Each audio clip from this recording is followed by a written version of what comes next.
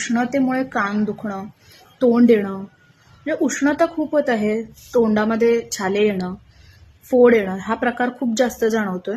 So मला असं वाटलं की मी बाकीचे सगळे व्हिडिओ शेअर करत असते, त्याचबरोबर तुमच्यासाठी एक छान उपाय द्यावा.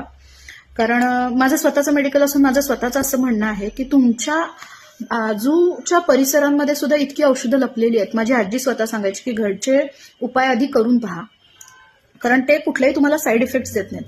तर अशा पद्धतीने ज्यांना तोंड खूप येतंय, सारखं सारखं तोंड येतंय, उष्णता खूप होतीये, तर त्यांच्यासाठीचा उपाय आहे का, वडाच्या ज्या पारंब्या असतात, वडाचं जे झाड असतं त्याच्या ज्या पारंब्या असतात, त्या पारंब्या कट करून आणा.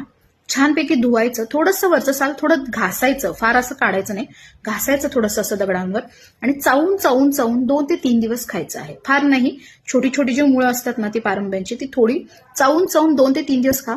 2 ते 3 वर्ष तुम्हाला तोंड येणार नाही. अगदी जालीम उपाय आहे. जर तोंड